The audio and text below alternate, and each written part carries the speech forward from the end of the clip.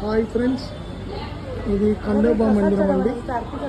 మొట్టమొదట బాబా ఇక్కడికి రావడం జరిగింది. ఇక్కడే ఆయనకి సాయి అనే నామం కూడా వచ్చింది మహాసపతి ద్వారా.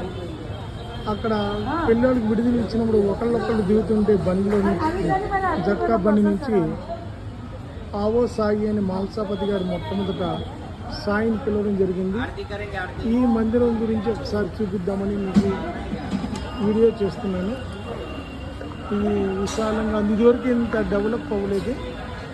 ఇప్పుడు మొత్తము పెద్ద షెడ్లా కట్టి చుట్టూ విఐపీస్ ఫొటోస్, భక్తుల ఫోటోలు పెట్టారు.